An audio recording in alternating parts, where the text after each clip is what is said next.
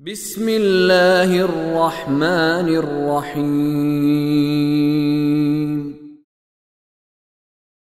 يا أيها الذين آمنوا لا تحلوا شعائر الله ولا الشهر الحرام ولا الهدي ولا القلائد ولا آمين البيت الحرام يبتغون فضلا من ربهم ورضوانا وإذا حللتم فاصطادوا ولا يجرمنكم شنآن قوم أن صدوكم عن المسجد الحرام أن تعتدوا وتعاونوا على البر والتقوى ولا تعاونوا على الإثم والعدوان واتقوا الله إن الله شديد العقاب یا ایھا الذین آمنوا اے ایمان والو لا تحلوا شعائر اللہ اللہ کے شعائر کو حلال نہ کر لو اپنے لیے۔ اب یہاں مراد کیا ہے؟ کچھ چیزیں ایسی کہ جو خدا نے کہا ہے کہ یہاں یہ تمہاری لیمٹس ہیں۔ شعائر جمع ہے شعیرہ کی، اس کا عام ترجمہ کیا جاتا ہے علامت، لیکن یہ شعر سے جس سے لفظ شعور بھی ہے۔ اللہ کے شعائر وہ چیزیں ہیں کہ جن کی رسپیکٹ کرنے سے، جن کو محترم شمار کرنے سے، جن کا لحاظ رکھنے سے اور ان کے اندر تفکر کرنے سے انسان کی معرفت اور شعور میں اضافہ ہوتا ہے۔ توجہ فرما رہے ہیں؟ تو لا تحلوا شعائر اللہ، اللہ کے شعائر کو جو اس نے کہا کہ تم نے نہیں، یہ حرام ہے تمہارے لیے نہیں کرنا، یہ حرام بھی اس کا ریلیشن ہے ایک احترام سے۔ کیا مطلب؟ کہ اس کے قریب نہیں جانا، ٹھیک ہے، حرمت ہے اس کی۔ یہ جو لفظ احترام ہے نا، یہ بھی اصل میں اسی حرمت سے نکلا ہے۔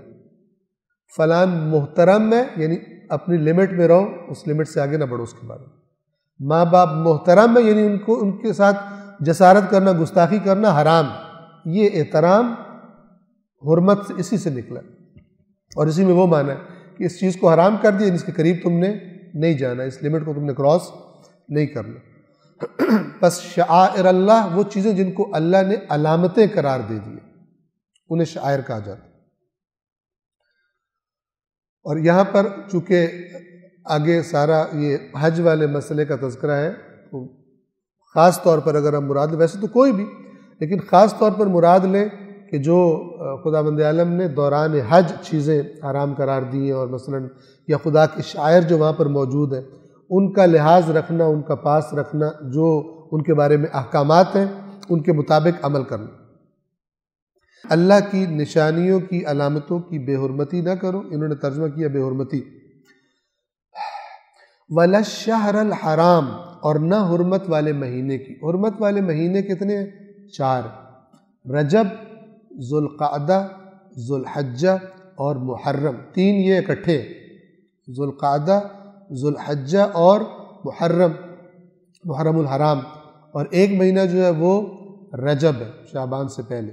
یہ 4 مہینے ان کو حرام مہینے کہا جاتا ہے، اور اس میں حتیٰ کہ جو کفار مکہ تھے وہ بھی جنگیں وغیرہ نہیں کیا کرتے۔ اگر جنگ ہو رہی بھی ہوتی تھی تو آپ دیکھیں بعض مسلمانوں نے بعض حرکتیں کافروں سے بدتر کی ہوئی۔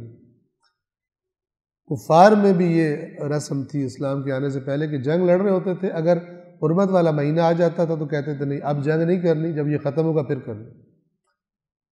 اور مسلمانوں نے رسول اللہ کے نواسے کو محرم میں شہید کی، اور کہہ رہے کیا تھے کہ قربتاً اللہ کر رہے ہیں۔ ایسا بھی بیڑا غرق ہوتا ہے بندوں کا جب وہ دنیا پرستی میں اور یا بزدلی میں یا لالچ میں اندھے ہو جائے۔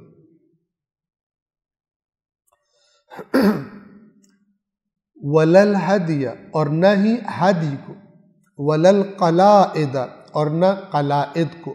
ہدی اور قلائد، یہ ہدی بھی اس جانور کو کہتے ہیں کہ جو لے کر جایا جاتا تھا حج کے موقع پر قربان کرنے کے لیے، اور قلائد بھی وہی جانور ہے۔ فرق کیا ہے؟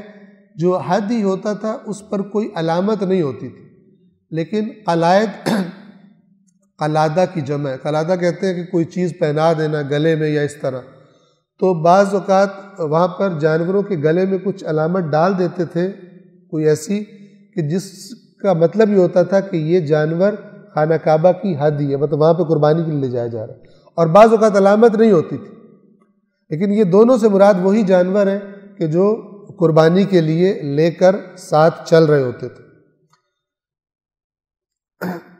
یعنی ان سب چیزوں کو حلال نہ کرو، کیا مطلب؟ ان کی حرمت کا پاس رکھو، ان کے بارے میں جو خدا کا حکم ہے اس کا لحاظ رکھو۔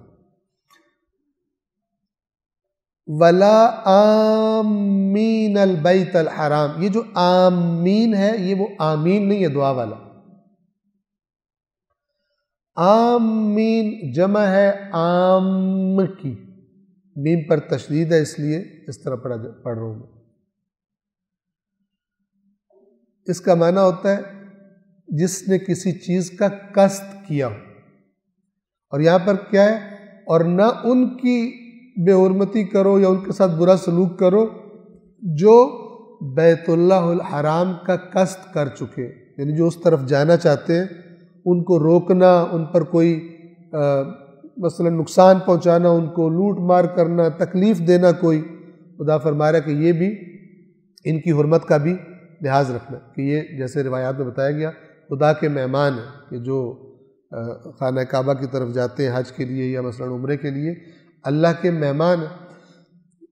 نہ ان لوگوں کی بے حرمتی کرو کہ جو اپنے رب کہ جو بیت اللہ کی طرف جا رہے ہوں، کس لیے جا رہے ہوں؟ یبتغون فضلا من اللہ ورضوانا، اللہ کے فضل اور اس کی رضا کی تلاش میں، اس کی طلب میں جو جا رہے ہیں بیت اللہ کی طرف، ان کی بھی بے حرمتی نہ کرو۔ وَإِذَا حَلَلْتُمْ فَاصْطَادُوا، اور جب احرام اتار دو، جب احرام اتار دو، جس نے احرام پہنا اسے کہتے ہیں محرم، اور جب احرام اتار دیتا اسے کہتے ہیں محل۔ یہ محل حللتم، جب تم محل ہو جاؤ احرام اتار دو، فاصطادوا، تو اب شکار کر سکتے ہو، اب جائز ہے، لیکن حالت احرام میں کیونکہ تمہارا ایک وہ تربیتی سیشن ہے اس میں تم پر پابندی ہے۔ اللہ العلی العظیم۔